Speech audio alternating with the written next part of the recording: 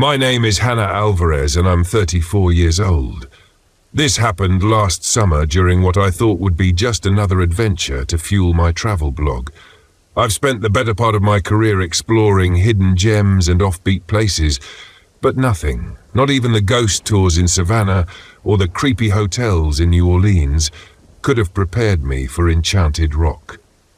I pulled my RV into the campsite just before noon.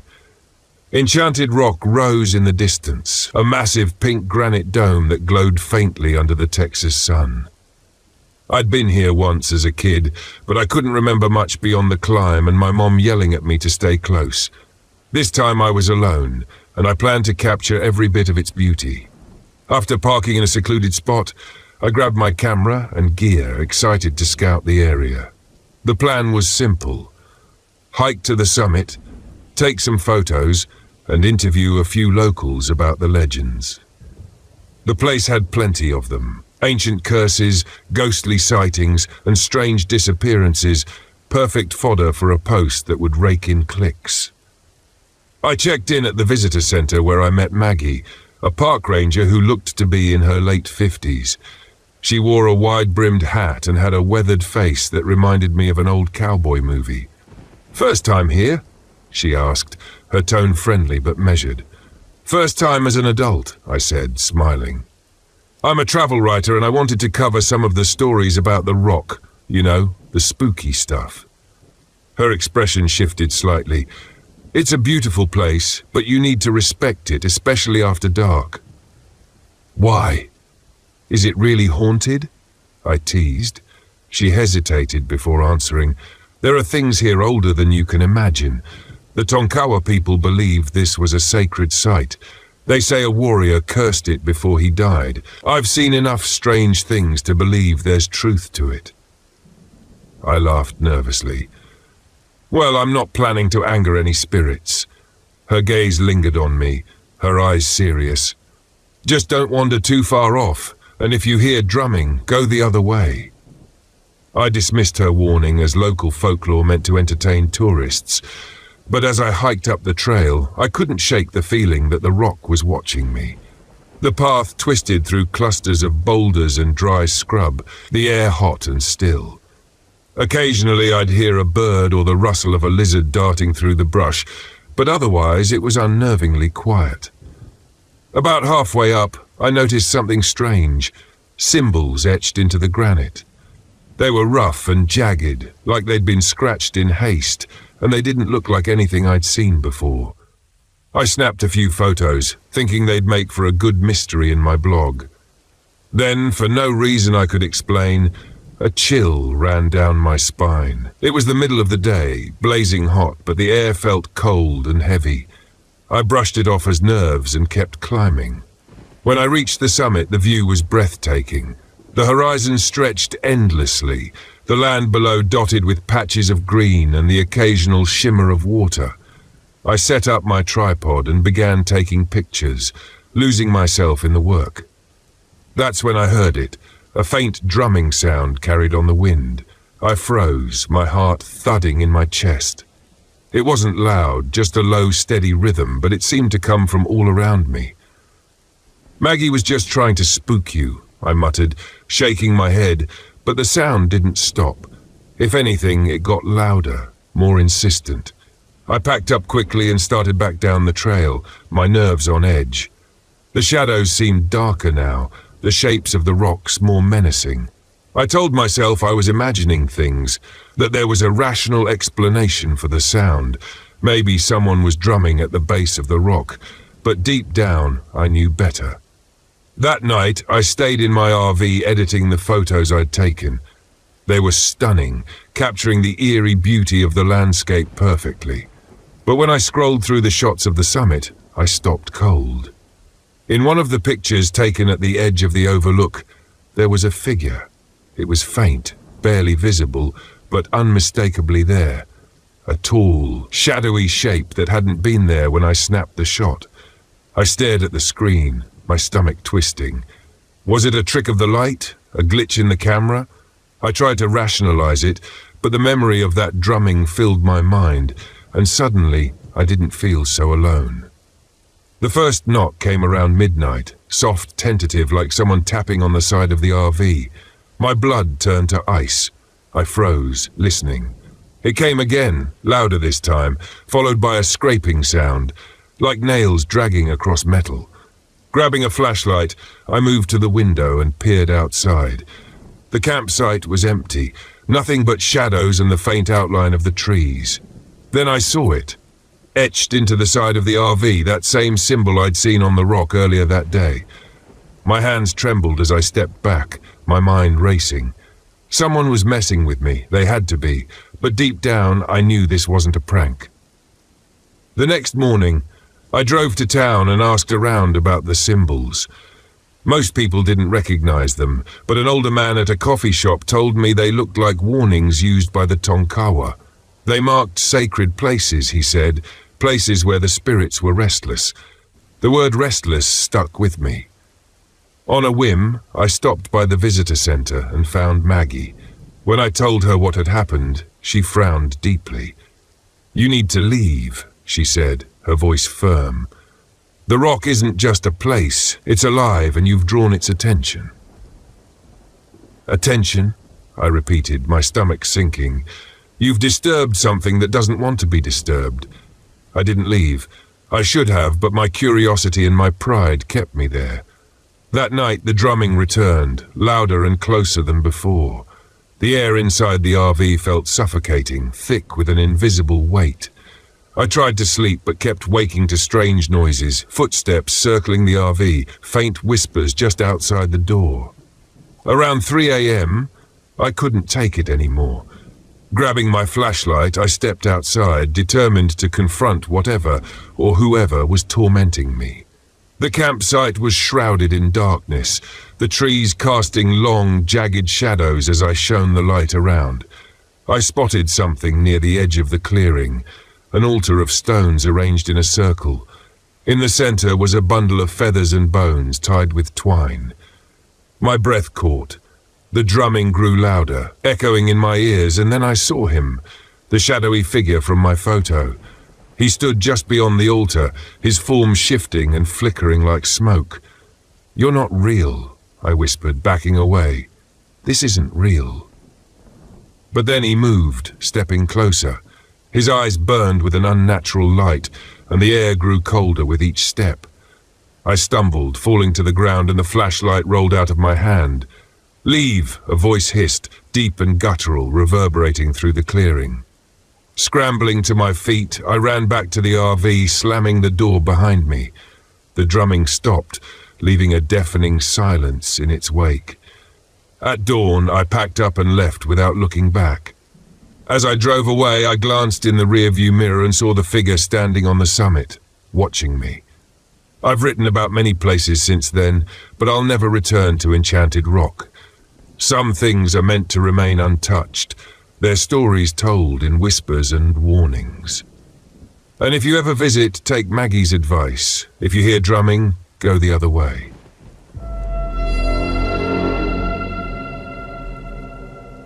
My name is Julian Moody, and I'm 37 years old. This happened in July when my wife Lila, our 12-year-old daughter Kara, and my younger brother Matt decided to camp in Paul Bunyan State Forest, Minnesota.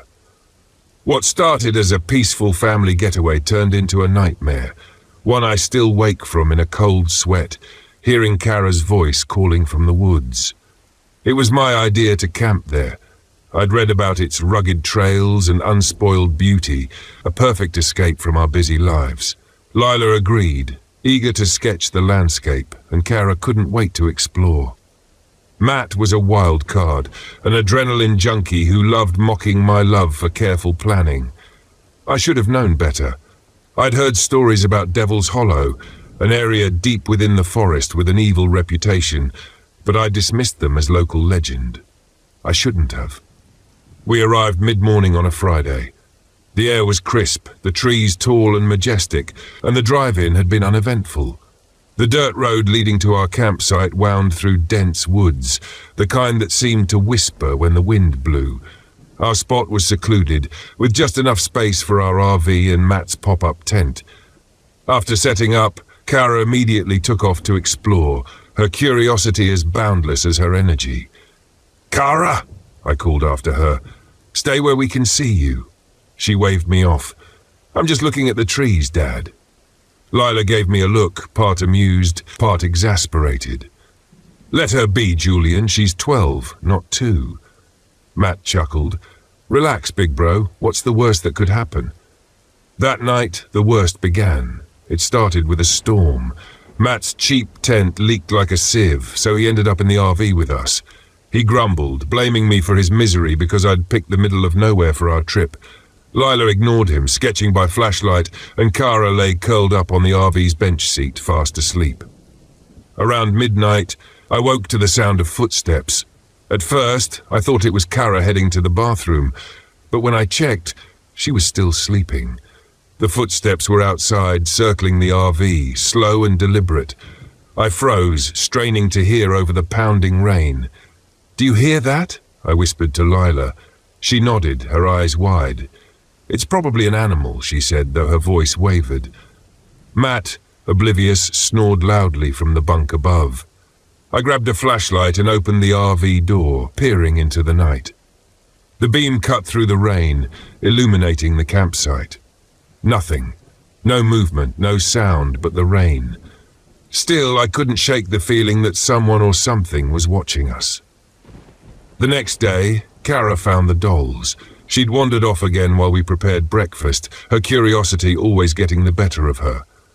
When she returned, she held a small wooden figure in her hand. It was crudely carved from some kind of dark wood, with exaggerated feet, eyes wide with fear and a mouth twisted in a silent scream. "Look what I found," she said, grinning. Lila frowned. "Where did you get that?" "By the trail. There were a bunch of them, half buried in the dirt." "Can I keep it?" "No," I said too sharply. "Put it back where you found it." Kara's face fell. "It's just a doll." Lila placed a hand on her shoulder. "That's right, sweetheart. It's not ours to take." Grumbling, Kara trudged back to the trail. When she returned, she seemed distant, distracted. I told myself she was just sulking, but later, when I saw her drawing the doll in her notebook, I wondered if it had left more of an impression than she'd let on. The forest grew stranger the longer we stayed. Matt's GPS stopped working, and my phone's compass spun uselessly. Lila's watch froze at 3:17 p.m. Trails we'd followed easily on our first day seemed unfamiliar, their landmarks shifting. Kara started talking about an imaginary friend she'd met in the woods. "He's tall and funny," she said at dinner. "He knows all about the forest." Lila exchanged a glance with me. "What's his name?" she asked. "He didn't say," Kara replied, poking at her food. "But he showed me a secret place. Can I go there tomorrow?" "No," I said firmly. "You're staying with us from now on." Kara rolled her eyes but didn't argue. That night, I woke to the sound of laughter. It was faint, drifting through the trees, high-pitched and childlike. For a moment I thought it was Kara, but when I checked, she was fast asleep. The laughter continued, distant yet unmistakable. By the third day, I was ready to leave. The forest felt alive, its shadows darker, its silence heavier. Matt laughed off my concerns, calling me paranoid.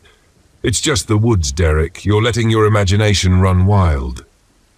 But even he couldn't explain the claw marks we found on the RV that morning, long and deep, gouged into the metal.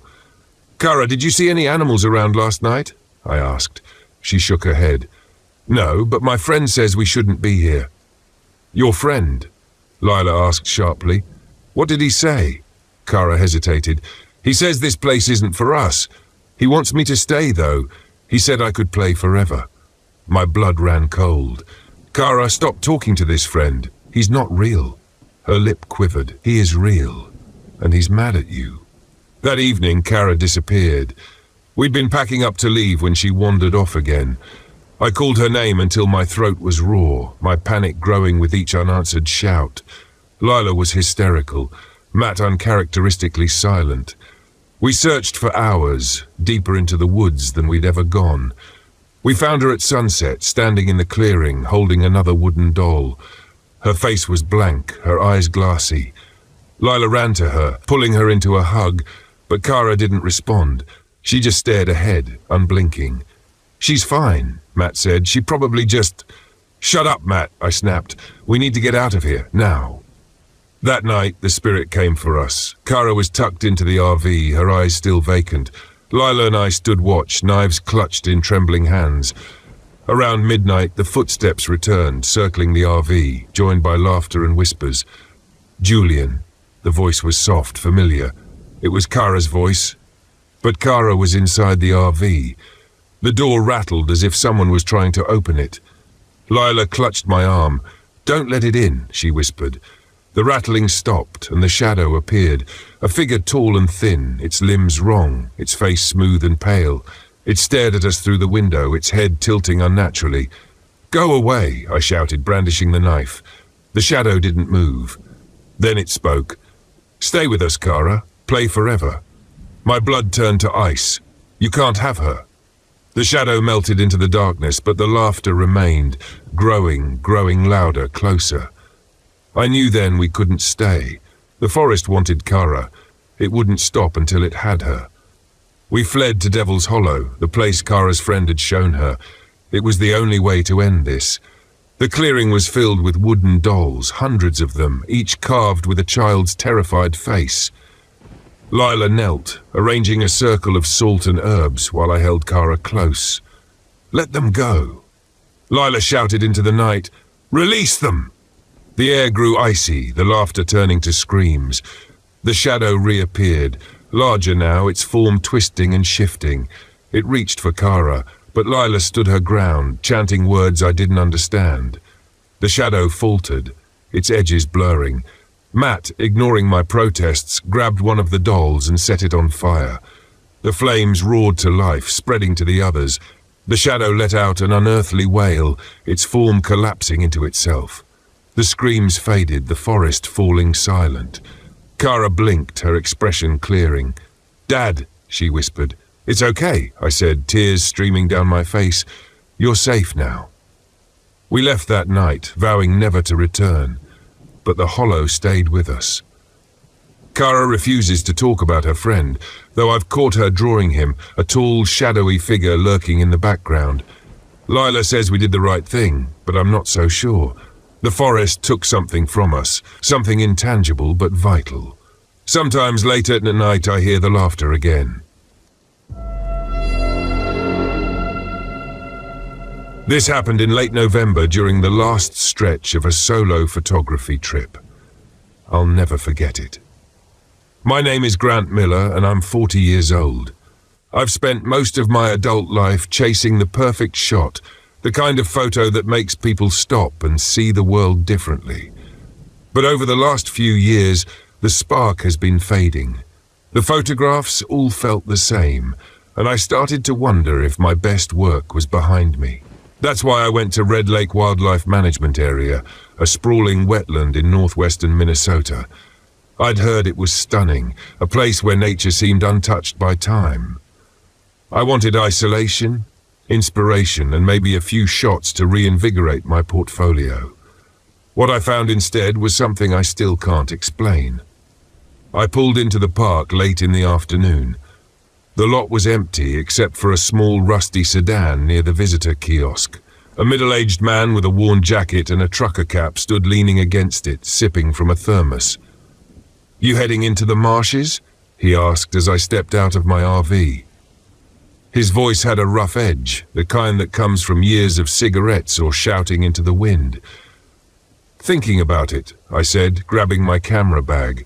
He squinted at me, his lips pressing into a thin line. "Be careful out there. Strange things happen in those wetlands, especially this time of year." "What kind of strange things?" "The kind you don't want to meet. Ever hear about the Devil's Song?" I shook my head, half smiling. "No, but it sounds like the setup to a good campfire story." His expression didn't change. "It ain't a story. Folks around here know better than to listen. If you hear music, you walk the other way, and if you see something following you..." He trailed off, shaking his head. "Well, it's best not to see it at all." I laughed nervously, more out of politeness than amusement, and thanked him for the warning. As I drove into the park, his words lingered in my mind. I found a secluded spot near the wetlands to park the RV. The view was breathtaking, reeds swaying gently in the breeze, the golden light of sunset reflecting off the still water. The marsh stretched out like a painting, dotted with clusters of skeletal trees that reached for the sky like twisted fingers. I set up my gear and snapped a few photos. As the sun dipped lower, the camera felt good in my hands, familiar and grounding. For a moment, I forgot about the man's warning and lost myself in the work. But as twilight deepened, the stillness of the marsh began to unnerve me. There was no wind, no chirping of crickets or rustling of small animals, just an oppressive silence, broken only by the occasional splash of water too far away to see. That's when I heard it. A melody, soft and distant, drifting through the air like smoke. It was hauntingly beautiful, the kind of sound that pulls at something deep inside you. At first, I thought it was coming from a bird or maybe someone playing music at another campsite, but as I listened, I realized it wasn't coming from any one direction. It was all around me. I dismissed it as my imagination and went to bed early, but the melody followed me into my dreams. I woke in a sweat, the song echoing in my ears like the hum of a tuning fork. The next morning I shook it off and decided to hike deeper into the marshes. If I could capture the stillness, the isolation of this place, maybe it would spark something in me. As I trudged through the reeds, the melody returned, faint but unmistakable. It sounded different this time, almost familiar. The further I walked, the clearer it became, weaving together fragments of music from my past. The lullaby my grandmother used to sing, the song my ex-wife played on repeat when we first started dating. By the time I reached a clearing in the wetlands, the melody had grown louder. It was no longer just a sound, it was a presence, pressing against me like an invisible hand. That's when I saw him. A figure stood at the edge of the clearing, tall and thin, with no discernible features.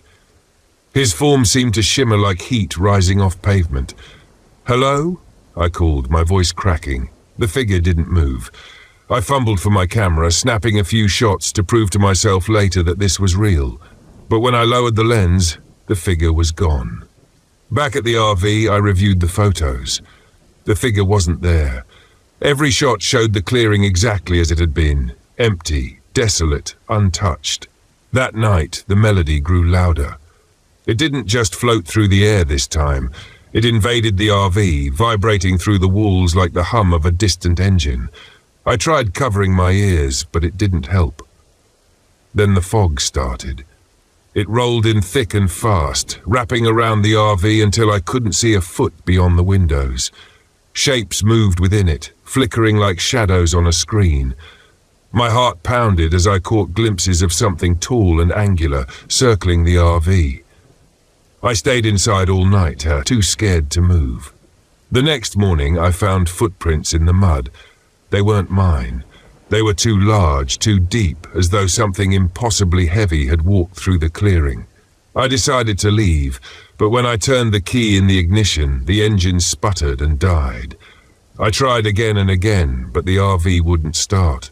The melody swelled, a taunting, mocking sound that seemed to laugh at my frustration. With no other option, I grabbed my gear and headed back into the wetlands, hoping to find help or at least a signal for my phone. The deeper I went, the stranger things became. The reeds seemed taller, the water darker, the trees more gnarled. The air grew heavy, making each step feel like wading through thick mud. Eventually, I stumbled upon an abandoned hunting cabin, its roof sagging and windows shattered. Inside, I found a journal covered in mildew, the pages brittle with age. The entries were written in a shaky hand, detailing the story of a hunter who had come to the marshes decades ago. He'd heard the melody just as I had and followed it to its source, a deal with something he called the Shadow Man.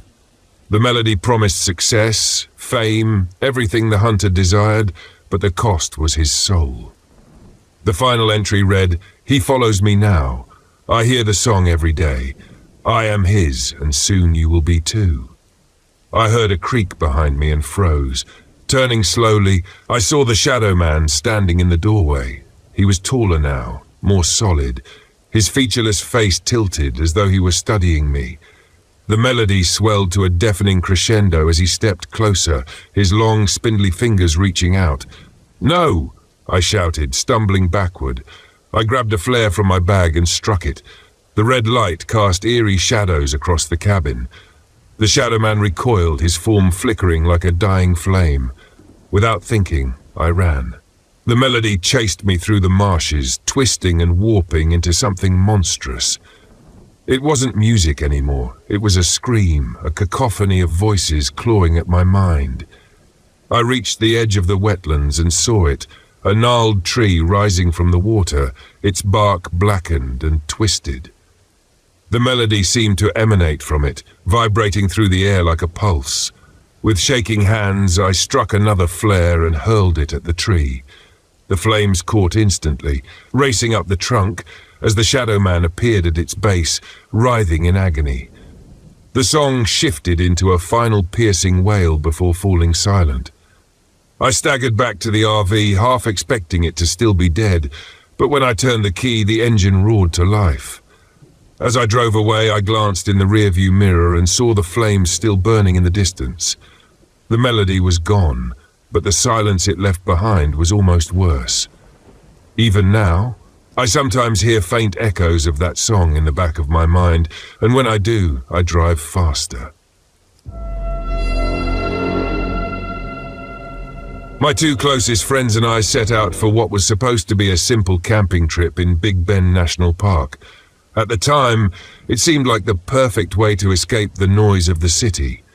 Instead, it became the most terrifying experience of my life, one that still haunts me every time I close my eyes. It started with Jake, of course. He was too much of a thrill-seeker to his core, always itching for the next adventure. Big Bend is practically made for us, he'd said over the phone, pitching the idea like a salesman. Hiking, stargazing, legends of ghosts and skinwalkers, it's got everything. Sam, the oldest at 31, was reluctant from the beginning. As a park ranger from another state, he had a respect for the wilderness that Jake never seemed to grasp. "This isn't some controlled trail in a state park," Sam warned. "If we're not careful, the Chisos Basin will chew us up and spit us out." I should have listened to him. We rented an old RV, the only one available on short notice, and drove for hours to the park. As soon as we hit the basin, I felt an uneasiness settle over me. The mountains rose like jagged teeth, their shadows stretching long and deep under the late afternoon sun. The isolation was palpable. No cell service, no sounds except the wind and the occasional call of a bird.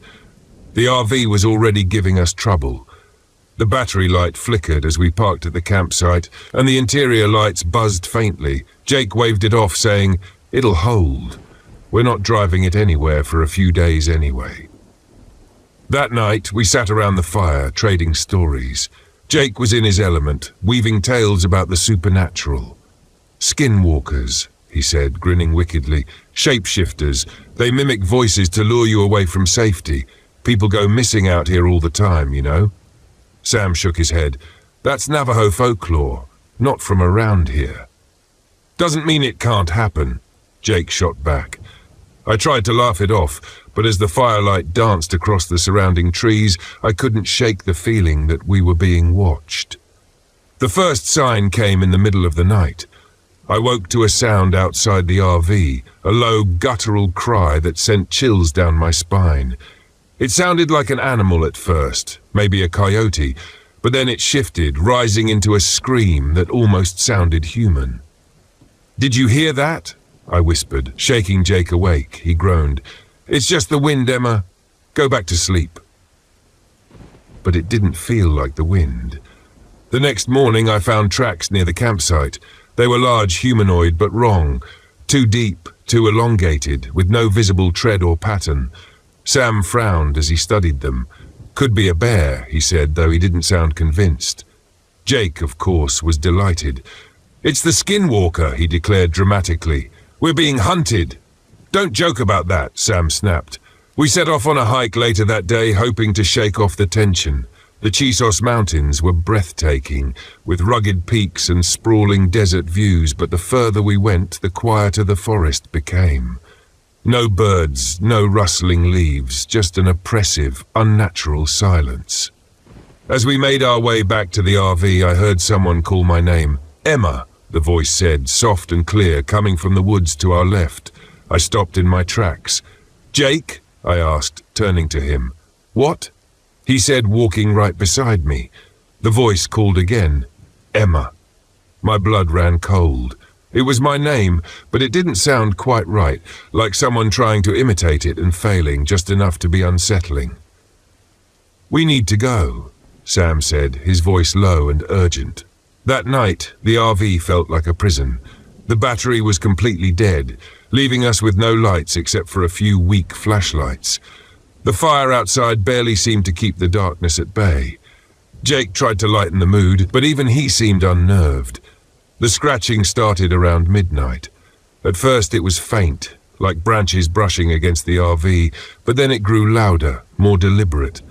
Something or someone was clawing at the door. "Stay quiet," Sam whispered, his face pale. He grabbed the fire poker and stood by the door. We held our breath as the scratching stopped. A moment later, a voice called from outside. "Sam," it said, perfectly mimicking Jake. Sam froze. "Don't answer it," he hissed. Then it called again, this time mimicking me. "Emma, let me in." Jake was the first to break. "What the hell is out there?" he demanded, moving toward the door. "Don't," Sam warned, but Jake was already reaching for the handle. Before he could open it, a shadow passed across the small window. It was humanoid, but hunched, its limbs too long, its movement jerky and unnatural. The firelight outside caught its face, and I felt bile rise in my throat. It was trying to look human, but the features were twisted, stretched, wrong. Jake stumbled back, his bravado gone. "What do we do?" he whispered. Sam gripped the fire poker tightly. "We wait. It'll leave if we don't give it what it wants." But the thing outside didn't leave. It circled the RV, tapping on the windows, its distorted voice calling out in turn for each of us. Every time it spoke, it sounded more grotesque, more inhuman. I felt the walls closing in. "We can't just sit here," I said, panic rising in my chest. Sam looked at me, his expression grim. "If we run, it'll pick us off one by one. We stay together." But the RV wasn't safe. The roof creaked under the weight of something heavy. The clawing returned, more frenzied this time. I clutched my camera, desperate for some sense of control. Without thinking, I snapped a photo of the window. The flash lit up the darkness, and for a split second I saw it. The creature was perched just outside, its hollow eyes staring back at me. I screamed, and the thing let out a guttural shriek, retreating into the shadows. By dawn, the scratching had stopped, but the RV was in shambles. Deep claw marks scored the doors and windows. Sam made the call. We had to leave. The RV was no longer an option, so we packed what we could and set off on foot toward the nearest campsite. The fog was thick, muffling sounds and making it impossible to see more than a few feet ahead. Every rustle of leaves, every shadow made my heart race. We were halfway down the trail when it struck. The creature burst from the trees, a blur of limbs and claws. It went straight for Sam, knocking him to the ground. "Run!" he yelled, swinging the fire poker wildly. "Sam!" I screamed, but Jake grabbed my arm and dragged me forward. Sam's screams echoed behind us, then fell abruptly silent. Jake and I stumbled into the next campsite hours later, bloodied and shaken. A group of hikers called for help, but by the time the rangers arrived, there was no sign of Sam or the creature. The official report listed him as missing, but I know the truth. Something ancient, something evil, took him in those mountains, and it's still out there, watching, waiting. I haven't gone camping since. My name is Penelope Jacobs, and I was 29 when this happened in late October 2022. I've always considered myself a rational person. As a freelance journalist, I've spent years chasing stories about ghosts, cryptids, and haunted places. Most of the time, these stories amount to nothing but overactive imaginations or cleverly planted hoaxes. That's what I thought would happen when I decided to investigate Devil's Hollow. I'd first heard about the place from a Reddit thread on urban legends in Wisconsin and Minnesota. The name popped up several times. An abandoned section of Black River State Forest, where hikers reported strange symbols carved into trees, unnatural noises, and even sightings of a horned figure. Locals said it was cursed, that rituals had been performed there long ago to summon something dark. I wanted to write a feature on modern-day folklore, and Devil's Hollow seemed like the perfect subject. It wasn't far from where I was staying, and I had my RV so I could camp overnight to immerse myself in the story. What I didn't realize was that I wouldn't leave that hollow the same person I was when I arrived. I parked my RV at the end of a dirt trail that was barely visible through the thick trees. The forest was quiet, too quiet. There were no birds, no rustling leaves, just the faint whisper of the wind and the creak of the trees. I grabbed my gear, a flashlight, camera, and notebook, and set off toward the hollow. The trail was narrow and overgrown, the ground soft and damp beneath my boots. As I walked, I noticed the trees seemed to lean inward, their gnarled branches reaching toward each other like skeletal fingers. The deeper I went, the heavier the air became, as though the forest itself was pressing down on me. After about an hour, I found it. A small clearing with a moss-covered stone altar at its center. The altar looked ancient, its surface blackened by scorch marks. Around it, the ground was barren, as though nothing dared to grow there. Strange symbols were carved into the stone, spirals, triangles, and shapes that looked almost like runes. I snapped a few photos, making careful notes about the markings. That's when I heard it. At first, I thought it was the wind, but as I listened, I realized it was something else, chanting, faint and low, carried on the breeze. It seemed to come from deeper in the forest, though I couldn't see anyone. My heart raced, but I told myself it was just my imagination or maybe the sound of distant hikers. I spent a couple of hours exploring the area, documenting claw-like marks on nearby trees and scorch patterns on the rocks. Just as the sun started to dip below the horizon, I stumbled across something buried near the altar. A weathered leather-bound diary. Its cover was damp, the pages stained and yellowed with age, but the words inside were still legible. The entries were written by a man named John, who had camped in Devil's Hollow decades ago. At first, he described it as a place of eerie beauty, but as the days went on, his tone grew frantic. He wrote about hearing whispers at night, seeing shadowy figures in the trees, and feeling an oppressive presence watching him. One of the last entries read, "The spiral marks, the place of power. I can't escape it. It watches from the trees. I hear it breathing. I felt a chill crawl down my spine." The spiral. I looked back at the altar, at the markings carved into the stone, and wondered if John had seen the same thing. The chanting was louder now, closer, and it was enough to send me hurrying back to the RV. That night, I couldn't shake the feeling of being watched. I locked the doors, drew the curtains, and tried to focus on transcribing my notes. But then the lights flickered, even though the generator was running fine. A faint hum filled the air and my radio crackled to life, playing snippets of distorted voices. I turned it off, but the noise didn't stop. Outside, the motion detector light flickered on. My stomach clenched as I peeked out the window. The clearing was empty, or so it seemed.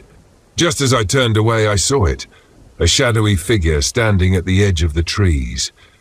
It was tall and thin, its shape almost human, but its arms were too long and its head had the distinct curve of horns. It didn't move, it just stood there, watching. My heart pounded in my chest as I grabbed my flashlight and knife. I didn't want to go outside, but something inside me, a mix of fear and defiance, made me step out. The figure was gone, but when I shone the flashlight on a nearby tree, I saw a fresh carving. A spiral, dripping with a black tar-like substance. I stumbled back into the RV, locking the door behind me. That night I didn't sleep. I stayed up, clutching my knife, jumping at every creak and groan of the RV. The next morning I knew I had to leave, but before I could pack up, I felt an inexplicable pull to go back to the altar. It was as though something was compelling me, drawing me in against my better judgment. I grabbed the diary and my camera and headed back into the forest. When I reached the altar, the air was even colder than before. My breath came out in visible puffs, and the chanting had returned, louder than ever. The spiral markings on the altar seemed to pulse, glowing faintly in the dim light. Then I felt it, a presence heavy and suffocating. I turned, and there it was, the horned figure, standing just beyond the clearing. Its body was skeletal, its skin stretched taut over its frame. The horns curved like a ram's, and its hollow eyes glowed with a faint, sickly light. It didn't move, but I felt its malice like a physical weight. It spoke, but not aloud. The words echoed in my mind, low and guttural. "You have trespassed. This place is mine. You will offer something of value, or you will not leave." I was paralyzed, my legs refusing to move. The diary slipped from my hands and landed on the altar. The horned figure tilted its head as though amused. I don't know what gave me the idea. Maybe it was desperation, or maybe something in the diary had planted the seed, but I grabbed my lighter and set the pages on fire. The flames consumed the book quickly, and as they did, the chanting stopped. The figure let out a deafening roar, its form flickering like smoke. I didn't wait to see what would happen next. I ran back to the RV, my lungs burning, my heart pounding in my chest. As I drove away, the RV shook violently, as though something was trying to force its way inside. The lights flickered and the radio crackled with static, but I didn't stop. Not until I was miles away, in the safety of a brightly lit gas station parking lot. It's been weeks since I left Devil's Hollow, but the memories still haunt me. The photos I took of the altar and the spiral symbols made their way into my article, sparking debates and wild theories online, but I didn't include everything. I didn't write about the horned figure or the whispers, or how I can still feel its presence even now. Sometimes late at night I wake up to find the spiral symbol scratched into my walls, and I know it's not over. The Hollow never lets you go. My name is Joseph Livingston, and I was 16 when this happened in the summer of 2018. At the time, I thought the worst part of the trip would be being stuck in the middle of nowhere with my family and no Wi-Fi. Turns out I was wrong, so wrong. What happened in Chippewa National Forest wasn't just weird, it was terrifying. It started with Dad's brilliant idea to take us camping. He wanted to reconnect as a family, which meant cramming me, my 7-year-old brother Ethan, and Mom into our RV and heading to the woods. Dad's name is Tom, by the way. He's a former Boy Scout who still believes duct tape and a multi-tool can fix anything. Mom, Sarah, was less enthusiastic about the trip, though she didn't say much. She had this way of pursing her lips when she was worried, and they were tight as piano strings. From the moment we left, we drove hours into the forest, farther than I thought was necessary. It was hot, sticky, and smelled like pine sap and mildew. Eventually, we found this clearing off some barely there dirt road. There were no other campers, no ranger station, just trees and silence. Dad clapped his hands. "Perfect spot." I rolled my eyes. "Perfectly creepy, you mean?" "Come on, Joseph," he said. "It's an adventure." Ethan was already bouncing around, excited to explore. That's my little brother, quiet one second, full of energy the next. I helped unpack while Dad fiddled with the generator, which kept sputtering and dying. He muttered something about needing to tinker with it later. That first night, I couldn't sleep, not because of the crickets or the distant rustling, but because of the weird, heavy feeling in the air. It pressed on me like a weight on my chest. I told myself I was being paranoid. It was just the isolation, right? But then Mom, who was always calm, woke up around midnight and just sat there, staring out the RV window like she was listening for something. The next day, Ethan found the doll. It was mid-morning and we were setting up a fire pit when Ethan came running out of the woods, holding this small handmade figure. It was a creepy thing, just a few twigs tied together with bits of fabric, but it had an unsettling human shape. "Look what I found," he said, smiling like he'd found treasure. "I'm going to call him Silas." Mom froze. "Where did you find that?" Ethan pointed to the edge of the forest, by the big tree over there. Mom tried to take the doll from him, but Ethan clutched it tightly. "No, Silas is mine," he said. Dad laughed it off. "It's just a doll, Sarah. Let him have his fun." Mom didn't argue, but later when she thought no one was looking, I saw her burying a similar doll she'd found near the fire pit. I didn't think much of it at the time. That night, things got worse. It started with the noises, soft laughter, like kids playing, except it was coming from the woods, and it was way past dark. I thought maybe I was dreaming until I saw Mom sit bolt upright. She shook Dad awake. "Tom, listen," she whispered. Dad rubbed his eyes. "It's just animals." "Animals don't laugh," she shot back.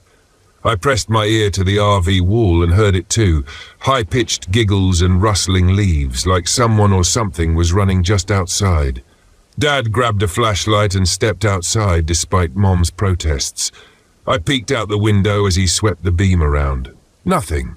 "It's fine. Go back to sleep," he called. But it wasn't fine. The next morning I noticed deep scratches on the RV's side, like claw marks. Dad brushed it off as a raccoon or something, but I wasn't convinced. Neither was Mom. That's when she started telling us about the stories her grandmother used to tell about spirits that lured children into the woods. "They mimic laughter," she said. "Voices. They trick you." Dad scoffed. "You're scaring the kids." But Mom wasn't trying to scare us. She was scared herself. Ethan, on the other hand, didn't seem bothered. He spent the day playing with Silas and humming a strange tune I'd never heard before. When I asked him about it, he just shrugged. "Silas taught it to me." I laughed nervously. "Sure he did." By the third night, I was ready to leave. I couldn't shake the feeling that we were being watched. The air was too still, too quiet, except for Ethan's humming. He'd been humming that same tune all day, and it was driving me nuts. "Ethan, can you stop?" I snapped. He didn't even look at me. "Silas says we're going to play hide-and-seek tonight," and that gave me chills. "Who's we?" I asked. "The other kids," he said simply, like it was the most obvious thing in the world. Mom shot Dad a look. "We're leaving tomorrow." Dad sighed. "Sarah, it's just a phase. He's using his imagination." "Tom, something isn't right." That night, Ethan disappeared. We had just finished dinner when I realized he wasn't in the RV. I panicked, shouting his name as we searched the campsite. That's when we found the doll, Silas, lying at the forest's edge, smeared with sticky black sap. Mom picked it up, and her hands started trembling. "He's in the woods," she whispered. We grabbed flashlights and ventured in, calling Ethan's name. The trees closed in around us, the air thick with that oppressive heaviness. And then we heard it, the laughter, high-pitched giggles just ahead. I ran toward it, but Mom yanked me back. "Stay together," she hissed. The laughter grew louder and we saw them, a ring of pale children standing in a clearing. Their eyes were empty, like they weren't really looking at us. Ethan was standing in the center, holding hands with one of them. The child next to him was skeletal, its body twisted unnaturally, like it had been shaped from wood. "Ethan!" Mom cried, stepping forward. The children turned to us in unison, their heads jerking unnaturally. My legs turned to jelly. Ethan didn't react. He just stood there, staring ahead, humming that eerie tune. "Let him go!" Mom shouted. One of the children spoke, but its voice was hollow and wrong, like multiple voices layered together. "He belongs to the forest now." Dad aimed his flashlight at them, and for a moment the light revealed their true forms, decayed, rotting bodies, their skin stretched thin over bones. The skeletal child smiled, its jaw unhinging wider than it should have. I wanted to run, but Mom grabbed my arm. "We're not leaving without him." She knelt, clutching the doll in her hands. "Take this," she whispered. "Take Silas back and let him go." The children didn't move, but their hollow eyes seemed to narrow. "Burn it," I said suddenly, my voice shaking. "Burn the doll." Mom hesitated, but Dad pulled out a lighter and set the doll ablaze. The children screamed, a piercing, otherworldly sound that echoed through the trees. Ethan collapsed, and the children dissolved into the shadows, leaving behind a towering figure at the edge of the clearing, the Wendigo. It was skeletal, with antlers sprouting from its head and glowing, hollow eyes that burned into my soul. It let out a guttural growl and stepped toward us. Dad fired a flare gun, and the creature recoiled, its form flickering like smoke. We didn't wait. Grabbing Ethan, we ran back to the RV and didn't stop until we reached the nearest ranger station. We never saw the Wendigo again, but we didn't need to. It's still out there, waiting. Ethan doesn't talk about what happened. He says he doesn't remember. But sometimes I catch him humming that tune, and every time I feel the weight of the forest pressing down on me, like it's still watching. Because I know it is. My name is Julian Richmond, and I'm 32 years old. This happened in October, deep in Chippewa National Forest, Minnesota. I was alone on what was supposed to be a week-long research trip for my job as a wildlife biologist. What I experienced out there is something I still can't explain. I'm sharing this because someone needs to hear it. Someone needs to know the truth about what's in those woods. I had driven my RV up to a remote site near Pimmy Lake, far from the usual tourist trails. The air was cool and crisp, the kind of weather that made me feel alive. I'd been studying declining wolf populations in the area and had planned to set up motion-triggered cameras along the trails. Wolves were elusive, but I'd always had patience. Alone time in the wilderness was something I craved, and it had never bothered me before. But from the moment I arrived, something felt wrong. The first night was uneventful, though colder than I expected. I woke in the middle of the night to silence, not the usual peaceful stillness of the woods, but an oppressive, unnatural silence, as if the forest itself was holding its breath. I brushed it off. Maybe I was just jumpy from the long drive, but the feeling lingered. The second night, my RV's generator failed. I had plenty of fuel, but it simply wouldn't turn on. I fiddled with it for hours to no avail, eventually resorting to candles and my headlamp. The darkness outside pressed against the windows, thick and heavy. Around midnight I heard it for the first time, a low growl, distant but distinct. It wasn't the howl of a wolf or the bark of a coyote. It was deeper, almost guttural. I grabbed my flashlight and peered out into the trees, but the beam barely penetrated the shadows. Nothing moved. Probably just a bear, I muttered to myself, though my voice sounded hollow in the quiet. The next morning, I found tracks near my campsite. They were massive, clawed prints sunk deep into the earth. At first, I thought they belonged to a bear, but the spacing was all wrong, too far apart, as if whatever made them walked on two legs. Later that day, I met Henry. I'd gone for a hike to clear my head and stumbled upon his RV, parked in a small clearing about a mile away. He was outside chopping wood, his grizzled face set in a permanent scowl. "Didn't think anyone else was camped this far out," I said, trying to sound casual. Henry looked up, his eyes sharp and wary. "Not many people, too quiet out here for most folks." I laughed nervously. "That's why I like it." He set down his axe and wiped his hands on his pants. "You shouldn't be here," he said bluntly. I frowned. "Why not?" Henry glanced toward the trees, his expression darkening. "This forest, it's not right. People vanish out here, hear things they shouldn't. You do well to pack up and leave." I wanted to ask more, but his tone made it clear he wasn't interested in conversation. Still, his words stuck with me as I made my way back to my campsite. That night, things escalated. I woke to a strange sound like someone whispering just outside the RV. My heart pounded as I strained to listen, but the whispers stopped abruptly, replaced by the same low growl I'd heard the night before. This time, it was closer, much closer. I grabbed the hunting knife I always kept by my bed and slowly opened the RV door. The forest was pitch black, the moon hidden behind thick clouds. My flashlight's beam flickered as I swept it across the campsite. That's when I saw them, eyes, dozens of them, glowing faintly in the darkness just beyond the tree line. They were too high off the ground to be wolves and too far apart to be anything I could recognize. My breath caught, and I stumbled back inside, slamming the door shut. The next morning I found Sasha. I'd driven into the forest further than I should have, hoping to outrun whatever was happening. Instead, I came across her, alone, sitting on a rock near a trailhead, her backpack slung over one shoulder. "Are you okay?" I asked, pulling over. Sasha looked up, her face pale and streaked with dirt. "I'm lost," she said, her voice shaking. "I've been walking for hours. I can't find the trail back." I offered her a ride, and she climbed into the passenger seat, clutching her pack like a lifeline.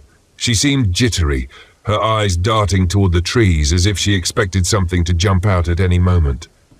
"What happened?" I asked as we drove. Sasha hesitated, then whispered, "I heard someone calling my name. I thought it was my brother, but he wasn't here. I kept hearing it, though, over and over." That night, the Wendigo came. Henry had warned me earlier that day when we ran into him again. "It's the hunger," he said, his voice low and grim.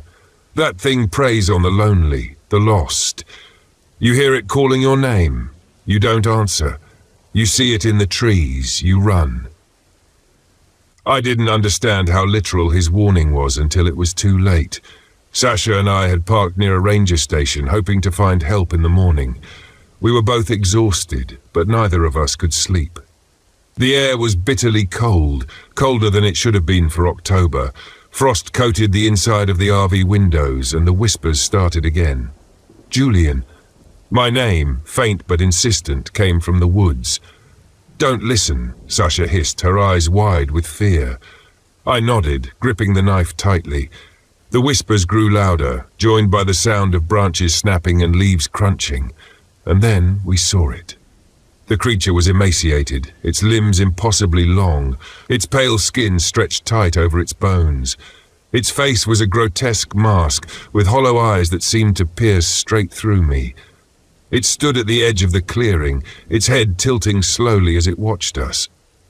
"Run," I whispered, pushing Sasha toward the door. We bolted into the forest, the Wendigo's guttural growl echoing behind us.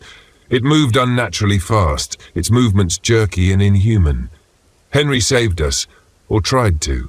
He appeared out of nowhere, his rifle aimed squarely at the creature. "Go," he shouted. "I'll hold it off." We didn't argue. Sasha and I ran, the sound of gunshots ringing out behind us, but the growls didn't stop. When we reached the RV, Henry was gone. There was no sign of him, no sound but the wind rustling through the trees. Sasha and I escaped the forest the next morning, driving straight to the nearest ranger station. The rangers didn't believe us, of course.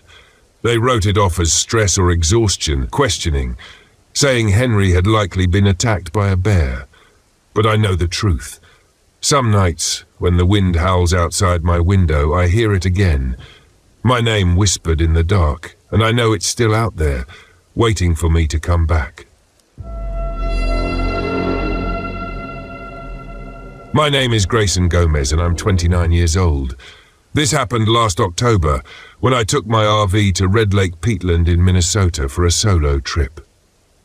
I'm a freelance travel writer and photographer, and I was chasing a story about one of the most untouched, eerie landscapes in the country. I thought it would be just another job, a chance to snap some photos, write a poetic description of misty bogs, and call it a day. I couldn't have been more wrong. I arrived at the edge of the bog in the late afternoon. The narrow dirt road leading to the campsite was rougher than I expected, and the RV's tires sank slightly in the damp, muddy ground. The air felt heavy, laden with the smell of decaying vegetation and stagnant water. I parked where the road widened into a makeshift lot, unable to get closer to the marked trails. My plan was to hike in with my camera gear and come back to the RV to write notes at night. The first thing I noticed was the silence. No birdsong, no rustling leaves, no wind, just an oppressive stillness, broken only by the occasional squelch of my boots in the mud. I dismissed the unease gnawing at me and focused on setting up my camera. The light filtering through the mist was perfect, soft and golden, illuminating the strange, otherworldly beauty of the bog. I ventured deeper, snapping shots of twisted trees, moss-covered hummocks, and pools of water that mirrored the pale sky. That's when I saw it. Hanging from a branch ahead was a small doll, crudely made of sticks and wrapped in dirty fabric. It swayed slightly, though there was no breeze. I stopped and stared at it, the hair on the back of my neck standing up. It looked like some kind of voodoo charm, but this wasn't Louisiana. It was Minnesota. "Just local kids messing around," I muttered, though the words didn't make me feel any better. I took a photo of it for context and kept walking. The mist thickened as the sun sank lower. I'd planned to head back before dark, but the trails seemed to twist and shift, leading me in circles. My GPS showed me moving in the right direction, yet I kept passing the same tree with a hanging doll. The logical part of my brain told me I was tired and misreading the landmarks, but a deeper, instinctual part of me felt watched. The first whisper came as I stopped to check my map. Grayson, my name, faint and drawn out, drifted through the mist. I froze, my breath catching. "Hello?" I called, turning in a slow circle. My flashlight beam cut through the fog, illuminating nothing but trees and water. "Grayson," it came again, from a different direction. Closer this time. My pulse quickened. There wasn't supposed to be anyone else out here. The parking lot was empty when I arrived, and the nearest ranger station was miles away. I packed up my gear in record time and retraced my steps as best I could, refusing to look back at the whispering voice. By the time I reached the RV, the mist had swallowed the entire area.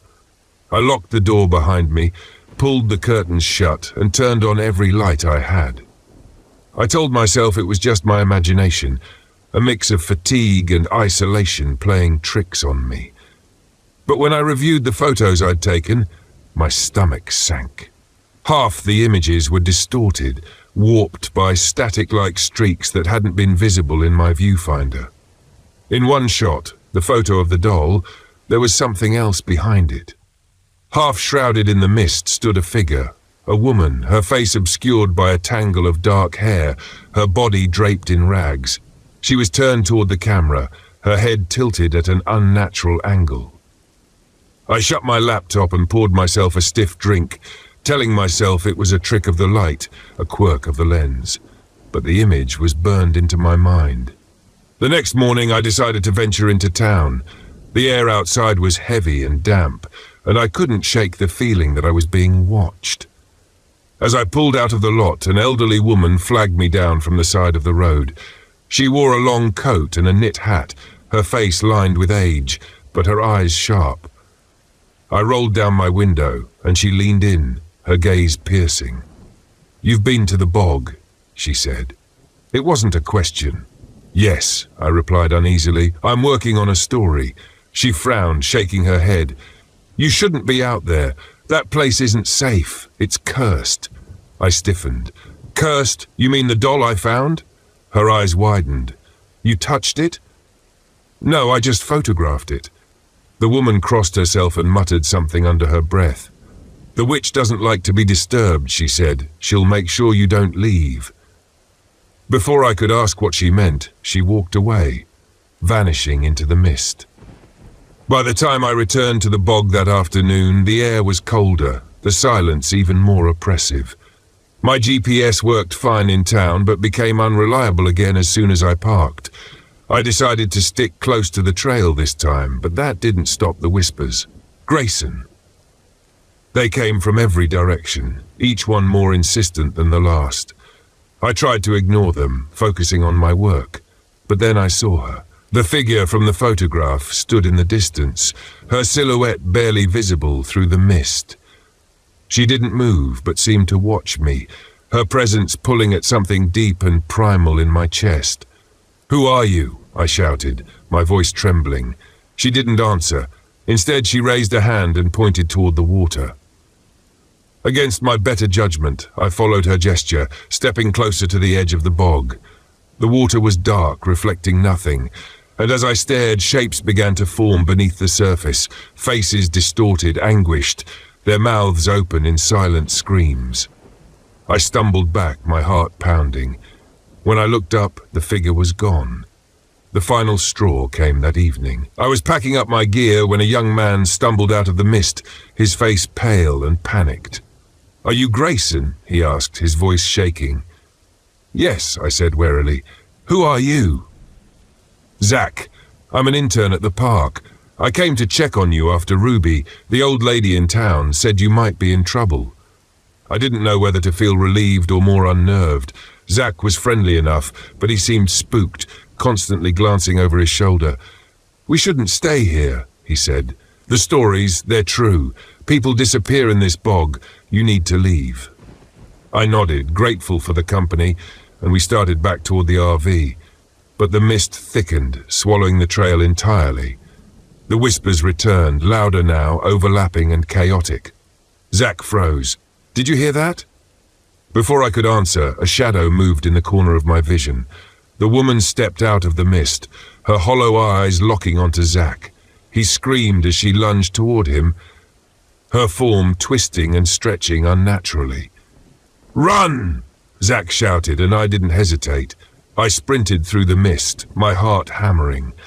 The whispers were deafening now, accusing me, pleading with me. "Why did you leave me, Grayson?" one voice cried, eerily familiar. I stumbled into the parking lot, gasping for breath. The RV was right where I'd left it, and I fumbled with the keys, desperate to get inside. As I started the engine, I glanced back toward the trail. The woman stood at the edge of the lot, her rags billowing in an unseen wind. She didn't move, but I could feel her hatred, her hunger, as if she was willing me to step out. I slammed the door shut and sped away, the mist chasing me until I hit the main road. I never went back to Red Lake Petland, but the bog never left me. The photos I took that week are distorted beyond recognition, except for one. It's a clear shot of the woman standing in the water, her eyes fixed on the camera. Sometimes late at night I hear her voice. It's faint, but it's always there, whispering my name, and I know deep down that the bog is still waiting for me to return. My name is Matthew Woodward. I'm 38 years old, and this happened in October of 2022. I've always loved exploring off-the-beaten-path destinations in my RV, documenting my trips for the travel blog I've been running for years. My niche is spooky or unusual locations, haunted campgrounds, forgotten ghost towns, that sort of thing. This time, my curiosity led me to Whitewater State Park in southeastern Minnesota. It's a beautiful place, all rolling bluffs, hardwood forests, and limestone cliffs, but it's also known for its Native American burial mounds and the strange stories surrounding them. Disappearances, sightings of ghostly figures, and warnings not to disturb the land. I thought I'd debunk the myths like I usually do. I couldn't have been more wrong. When I arrived at Whitewater, the weather was perfect. Crisp air, the trees glowing with red and gold leaves, and just enough breeze to make the woods feel alive. I parked my RV in a secluded spot near a trailhead, far enough from other campers to enjoy some peace and quiet. The first person I met was Jim Miller, a ranger who manned the visitor center. He was in his mid-50s, stocky, with a sun-weathered face and sharp blue eyes. Jim struck me as one of those people who know everything there is to know about their patch of land. "You're here to write about the mounds, aren't you?" he said, eyeing the camera slung around my neck. I smiled. "You caught me." Jim frowned, leaning on the counter. "You'd do well to leave them alone. The mounds aren't just old dirt, they're sacred. And folks who mess with them, well, things tend to go wrong." "Things like what?" Jim hesitated, glancing out the window as if he expected someone to overhear. "Strange noises, people getting lost, sometimes worse. Last year, a college kid went missing after camping near Spirit's Rise, never found a trace of him." I felt a chill but brushed it off. "I'll be careful." He sighed, then handed me a trail map. "Stick to the marked paths, and if you hear someone calling your name out there, don't answer." I laughed nervously. "Got it." The first day passed uneventfully. I hiked some trails, took photos of the river winding through the valley, and noted a few spots where I could set up my tripod for sunrise shots. By evening, I was back in my RV, cozy with a bowl of soup and my notes. That night, as I drifted off to sleep, I heard a soft tapping on the window. Tap, tap, tap. I sat up, my heart racing. My first thought was an animal, maybe a bird or a curious raccoon, but the tapping came again, louder this time, and when I glanced at the window, I swore I saw a faint shadow move across it. "Who's there?" I called out, fumbling for my flashlight. There was no reply, just the rustling of leaves outside. When I mustered the courage to peek out, there was nothing there. I told myself it was just the wind and went back to bed, though I barely slept. The next morning, I decided to hike to Spirit's Rise, the largest and most infamous burial mound in the park. Jim's warning nagged at me, but I couldn't resist. If I wanted to write a good story, I needed photos. The trail was beautiful but eerily quiet. No birds sang, no squirrels rustled through the underbrush. It was as though the forest itself was holding its breath. When I reached the mound, I was struck by its sheer presence. It wasn't just a hill, it felt alive, as though the ground was pulsing faintly beneath my feet. A ring of old oaks surrounded it, their twisted branches casting long shadows. I raised my camera to take a photo, but the screen flickered and went black. I muttered a curse, fiddling with the buttons, but it wouldn't turn back on. That's when I heard the whisper, "Matthew." It was faint, barely audible over the breeze, but unmistakable. My name. I spun around, searching for the source, but the trail was empty. "Hello?" I called out, my voice shaky. No answer.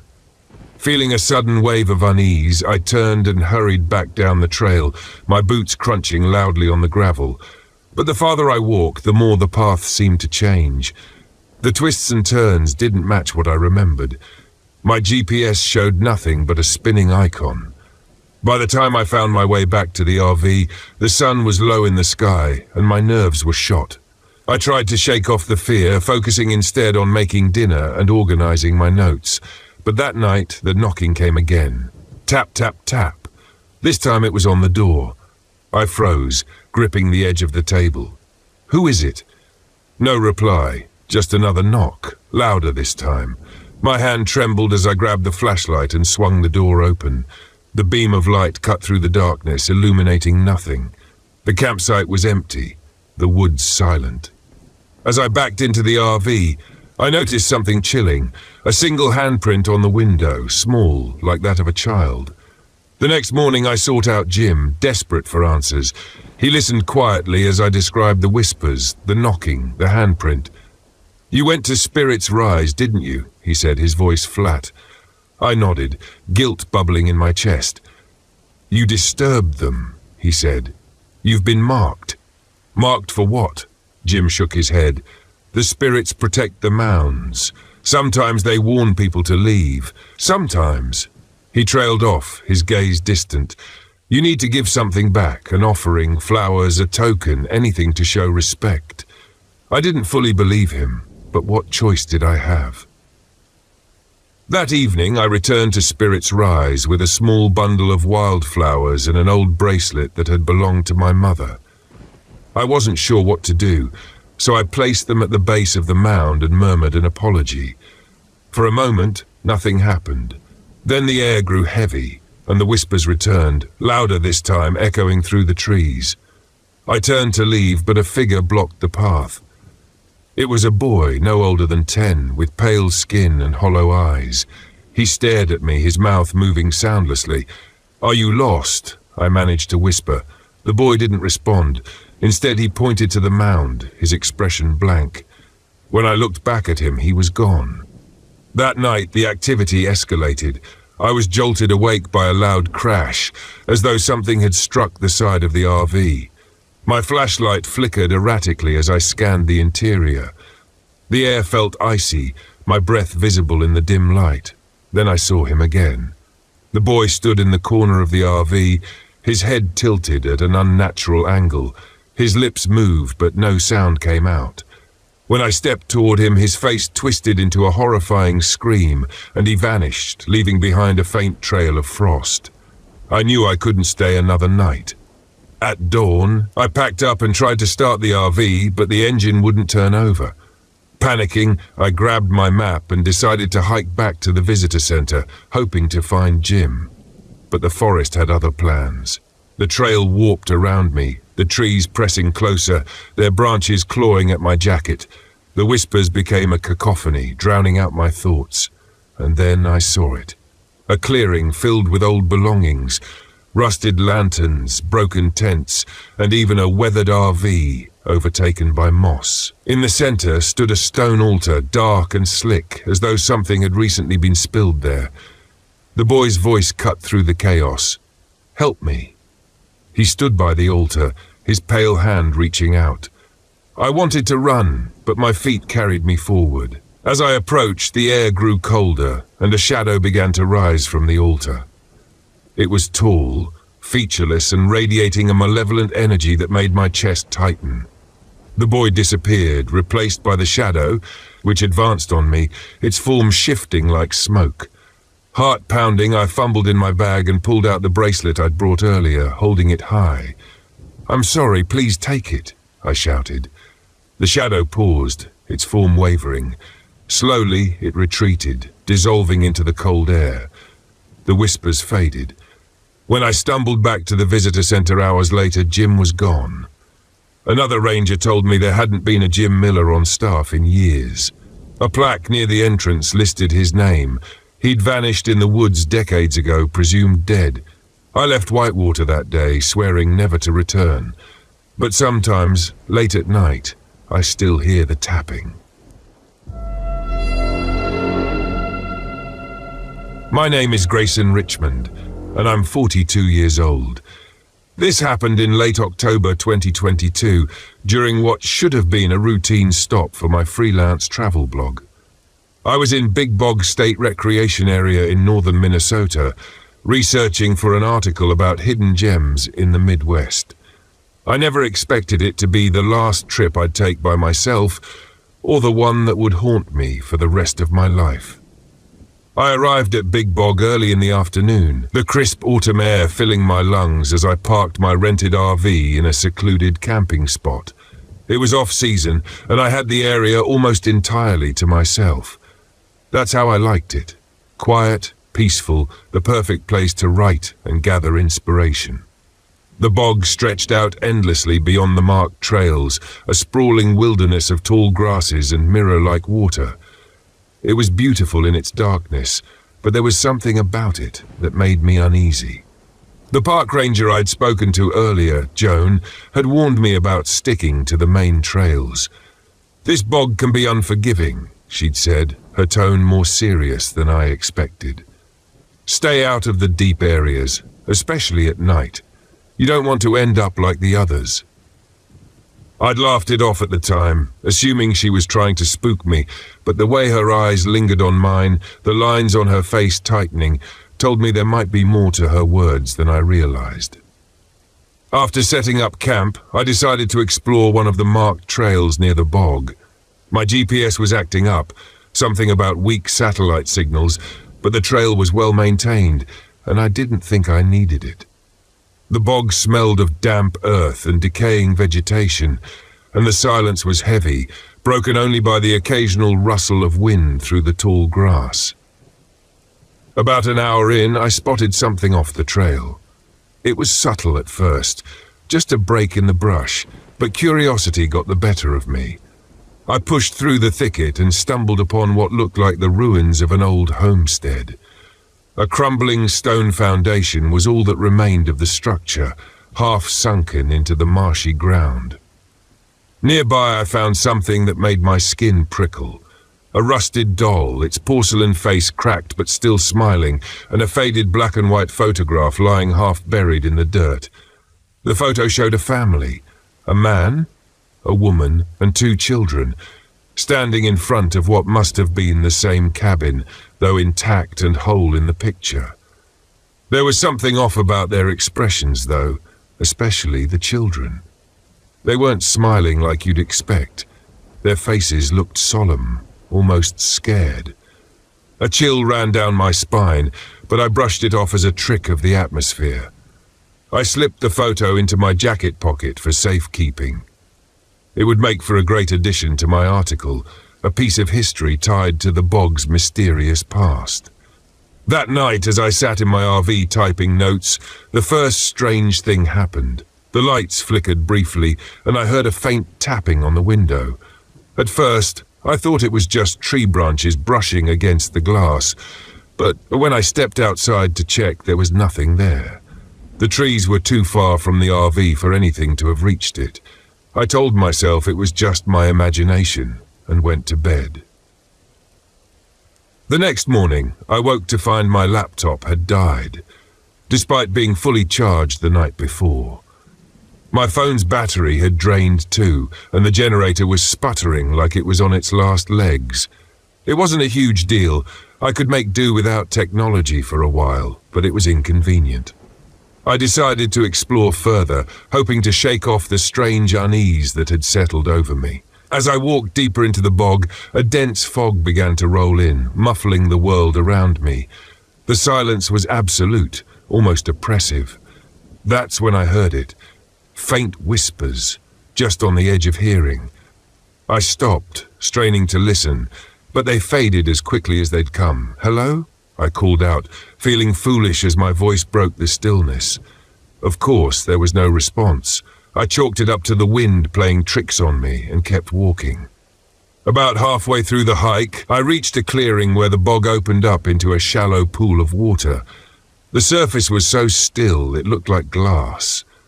As I stared at it, I thought I saw movement, a ripple, then a shadow, like something just beneath the surface.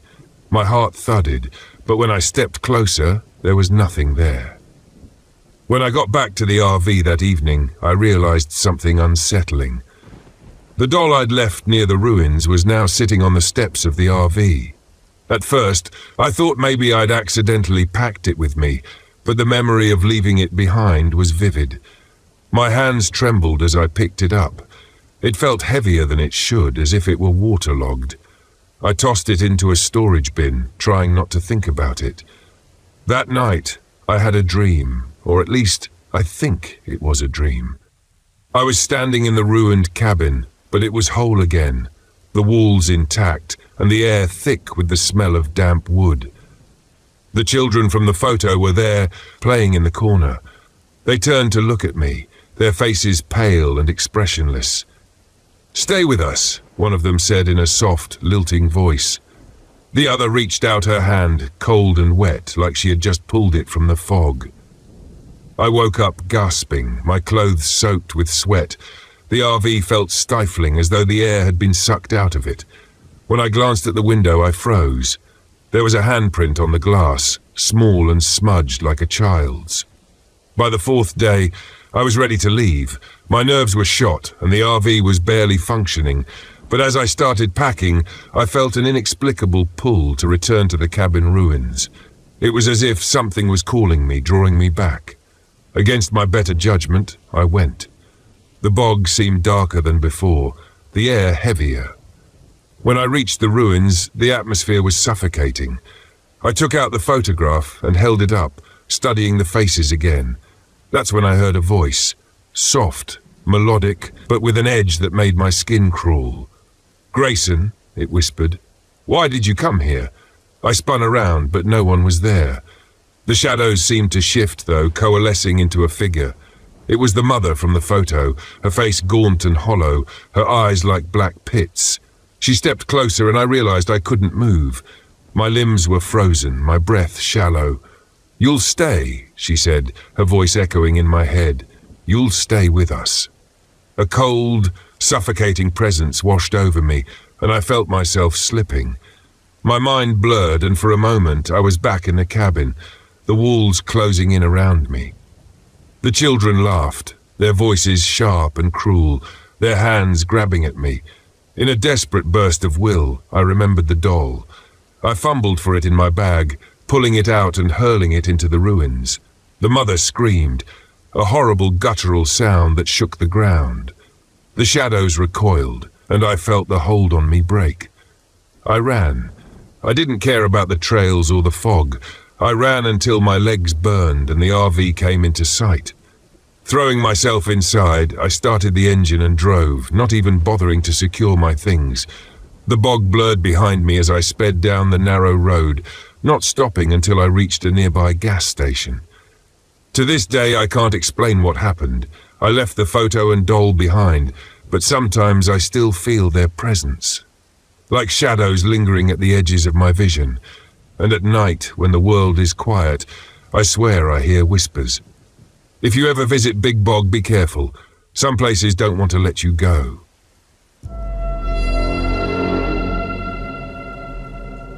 My name is Joseph Foreman. I'm 35 years old, and this happened in the summer of 2021, during what was supposed to be a quiet camping trip to the Boundary Waters Canoe Area Wilderness in northern Minnesota. It was meant to be a simple getaway, a few days in the wild with my younger brother Ryan and my college friend Sam. I thought I'd shake off the stress of my job, reconnect with nature, and spend quality time with people I loved. Instead, it became a nightmare I can't shake. It started like most trips do, full of optimism and plans. I'd booked the permits months in advance and mapped out a route to a remote lake called Dead Man's Mirror. The name alone should have been a red flag, but I brushed it off. I'd read about the eerie folklore surrounding the place, sure, but I thought of it as nothing more than ghost stories designed to scare tourists. The reality was, the lake was far enough off the beaten path that I knew it would be peaceful. That's all I wanted. Peace. Ryan, 29, was skeptical from the start. Dead Man's Mirror? He laughed as we drove up Highway 61. You're really leaning into the horror movie vibe here, huh? He was sprawled across the passenger seat, lazily scrolling through his phone. Relax, I said, my hands gripping the wheel. It's just a name. The lake's supposed to be gorgeous. In the back seat, Sam, 31, chimed in. Honestly, I love it. I'm ready for some creepy vibes. Bring on the ghosts. She sounded cheerful then, eager. I wish I could have bottled that enthusiasm before things went sideways. The first 2 days were uneventful enough. We paddled through glassy lakes, the only sounds the dip of our oars and the occasional call of a loon. The weather was perfect. Blue skies, cool breezes. Even the portages, which I usually dreaded, felt manageable. But the wilderness has a way of shifting its mood. It started on the second night. We'd set up camp at a clearing near Dead Man's Mirror, a lake that lived up to its name with its unnaturally smooth surface. Not a single ripple broke its mirror-like stillness, even though the breeze stirred the surrounding pines. Sam joked that it looked like a portal to another world. That night, after we'd finished a dinner of freeze-dried chili and marshmallows, we sat around the fire sharing ghost stories. Sam told us about the Wendigo, a creature from Ojibwe folklore that preyed on those lost in the wilderness, driving them mad before devouring them. As she spoke, the wind picked up, rustling the trees in a way that made the hair on the back of my neck stand up. It felt deliberate. Okay, enough of that, Ryan said, tossing another log onto the fire. We're scaring ourselves over nothing. But later that night, as I lay in my old tent, I heard footsteps. They were light, almost cautious, circling the camp. My first thought was deer, but these footsteps didn't have the uneven rhythm of an animal. They were deliberate, human. I froze, holding my breath, straining to hear more.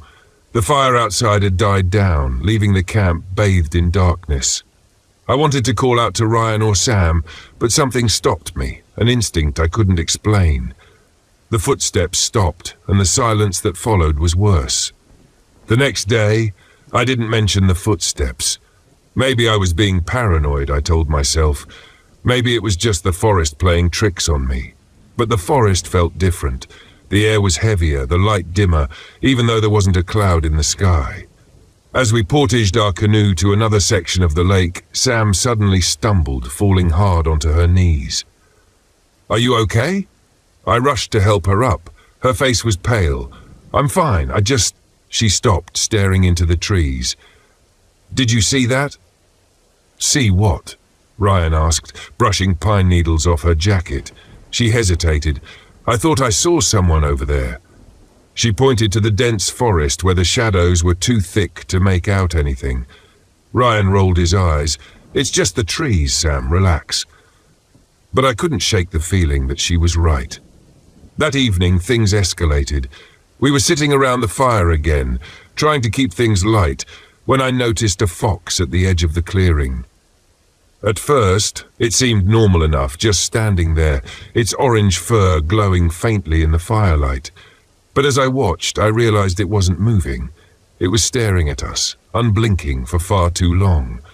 Ryan tried to scare it off, shouting and waving his arms.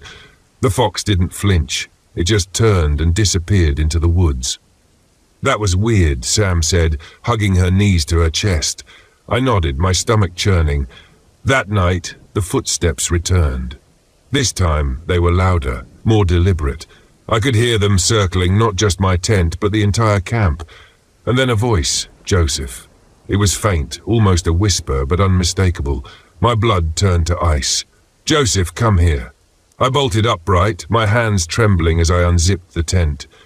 The camp was empty except for the dying embers of the fire. I scanned the clearing, my flashlight trembling in my hand, but nothing moved. The forest was silent again, but the feeling of being watched was overwhelming. The next morning I told Ryan and Sam what I'd heard. "That's it," Sam said, her voice shaking. "I want to leave today." "Seriously?" Ryan scoffed. "It's just the wilderness messing with your head. We're fine." "We're not fine," Sam snapped.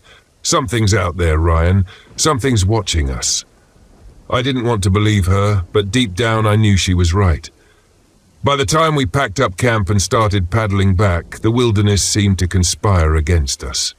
A thick fog rolled in, so dense we could barely see the shoreline. The compass I'd brought spun uselessly, its needle twitching erratically. "We're going in circles," I said, my voice tight with panic. "No, we're not." Ryan argued, but he didn't sound convinced. The shoreline shifted, as though the lake was alive, rearranging itself to trap us. Every time we thought we were making progress, we'd end up back at the same spot. That's when we heard the laughter. It was faint at first, carried on the wind, but it grew louder, closer, until it was unmistakable. Children's laughter echoing across the water. "There's no one out here," Sam whispered, her face pale. The laughter stopped abruptly, leaving an oppressive silence. And then the whispers began. By nightfall, we'd given up trying to escape. Exhausted and terrified, we set up camp at the same clearing we'd started from. The forest came alive around us. Shadows moved at the edges of the firelight, shapes too large and too fluid to be animals. A low growl echoed from somewhere deep in the woods, and then we saw it. At first, it looked like a man, tall and gaunt, standing just beyond the firelight. But as it stepped closer, its shape shifted. Its limbs grew longer, its face stretching into something inhuman. Its eyes were hollow, glowing faintly with an unnatural light. Sam screamed, and Ryan grabbed the hatchet we'd brought for firewood, brandishing it uselessly. The creature didn't attack. It just stood there, watching us, tilting its head like a curious animal. I remembered the legend Sam had told by the fire, the Wendigo, a creature that preyed on fear, feeding on the weak and desperate. I had to do something. In a moment of desperation, I grabbed my camera, the one thing I'd brought to document the trip, and hurled it into the lake. The creature paused, its glowing eyes following the splash for a moment. The forest was silent. Then it retreated into the shadows, disappearing as quickly as it had appeared. We didn't sleep that night. At the first light of dawn, we paddled furiously, not stopping until we reached the ranger station. The ranger listened to our story without a hint of surprise. When we finished, he nodded grimly. "You're lucky it let you go," he said. "It's been over a year since that trip, and I still hear the whispers sometimes, late at night when I'm alone. I feel its eyes on me. I know it's waiting." My name is David Dudley, and I'm 40 years old. This happened in late February, deep in the swamps of Big Cypress National Preserve in Florida. I'd driven my RV into the wilderness looking for isolation and a chance to test my survival skills. I didn't go there for the peace or the beauty. I went to prove that I could live off the land, just me against nature. What I found instead wasn't nature. It was something darker, something I still can't fully explain. I arrived at Big Cypress early in the morning, the mist still clinging to the trees. My RV rattled over the rough dirt road, bouncing with every pothole. I finally found a clearing near the edge of the swamp, shaded by towering cypress trees draped in Spanish moss. It was perfect, remote, quiet, and miles away from the nearest person. I parked, unloaded my gear, and set up camp. My plan was simple: spend 2 weeks out here, relying on my skills and instincts. I had basic supplies, some canned food, a water filter, and a few tools, but I wanted to rely mostly on what I could catch or forage. I wasn't worried. I'd done this before. By late afternoon, the swamp came alive. Birds called from the trees, frogs croaked in the distance, and the faint hum of insects filled the air. It felt like stepping into another world. But as I finished setting up camp, I noticed something odd: large hoofprints in the soft mud near my RV. They were too big to be from a deer and too deep to belong to a boar. I stared at them for a while, then shrugged it off. Big Cypress was home to all sorts of animals, and I figured it was nothing to worry about.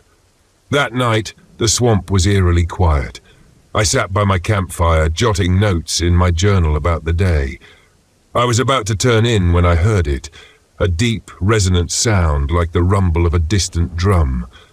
It came from somewhere in the swamp, low and rhythmic. I froze, straining to listen, but the sound faded as quickly as it had started. I told myself it was just the wind or the creak of trees shifting in the breeze. I didn't want to admit it, but it left me uneasy. When I crawled into bed, I locked the RV door. I don't usually do that. There's nothing out here that I can't handle. But that night I couldn't shake the feeling that I wasn't alone. The next few days were more unsettling. On the second morning, I noticed that some of my supplies were missing.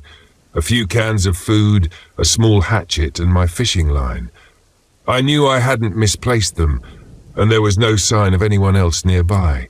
But the hoofprints were back, this time circling the RV.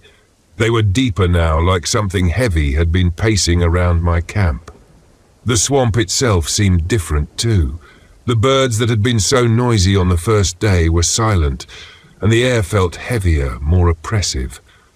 I kept brushing off the feeling of being watched, but it was getting harder to ignore. On the fourth night, I heard the sound again, the drumming, louder this time and closer. I grabbed my flashlight and stepped outside. The fire had burned down to embers, casting long shadows across the trees. I scanned the swamp but saw nothing. Then, out of the corner of my eye, I caught a glimpse of movement, a flash of something tall and dark disappearing into the trees. "Who's there?" I called, my voice steadier than I felt. No answer, just the faint rustle of leaves. I stood there for what felt like an eternity before retreating to the RV and locking the door again. The next day, I went deeper into the swamp, determined to find answers. I followed the hoof prints, which led me to a clearing I hadn't seen before. In the center stood a crumbling stone altar, half buried in the muck. It was adorned with animal bones, skulls, ribs, antlers, all arranged in a way that felt deliberate. The carvings on the altar were faded but intricate, depicting swirling shapes that seemed to shift if I stared too long. I felt a chill crawl up my spine. I wasn't superstitious, but something about this place felt wrong. I backed away, intending to leave, when I noticed fresh hoofprints leading away from the altar. They were impossibly large, almost like they'd been made by some kind of monstrous animal. That night, the black stag appeared. It was just beyond the edge of the firelight, its glowing red eyes piercing the darkness. Its massive antlers seemed to stretch into the night sky, and its dark, sinewy body glistened as if wet. It didn't move, just stared, its presence heavy and suffocating. I don't know how long I sat there frozen. Eventually it turned and melted into the shadows without a sound. That night I dreamed of the black stag. In the dream, it stood at the edge of my campfire, speaking in a voice that was both deep and resonant, like the rumble of thunder. "You've wandered too far," it said, its voice echoing in my head. "This is my domain. You can leave, or you can stay and be consumed." I woke, drenched in sweat. The fire had burned out, and the RV was colder than it had any right to be. When I stepped outside, I found hoofprints circling the camp again, closer this time, almost touching the edge of the fire pit. I decided I had to leave. I packed up what little I could, but when I tried to start the RV, the engine sputtered and died. I checked the battery. It was completely drained, though it had been fully charged the day before. That night, the black stag returned. This time it stepped into the light of the fire. It was even more terrifying up close, its fur matted and black, its eyes glowing like embers. It towered over me, and when it spoke, its voice echoed through the swamp. "You cannot leave without offering something in return." "What do you want?" I asked, my voice shaking. "Your freedom," it said. I didn't know what that meant, but I wasn't about to give it anything. Instead, I grabbed my lighter and ran to the altar. I doused it in fuel and set it ablaze. The flames roared to life, consuming the bones and carvings. The black stag let out an unearthly roar, its form twisting and writhing before it dissolved into the shadows. The oppressive weight lifted, and for the first time in days, the swamp felt alive again. The next morning, the RV started on the first try. I drove out of Big Cypress as fast as the dirt road would let me, my hands gripping the wheel so tightly they ached. I haven't told anyone about what happened, not fully. Sometimes when I'm alone, I still hear the drumming sound, faint and distant. And when I close my eyes, I see those glowing red eyes watching me from the darkness.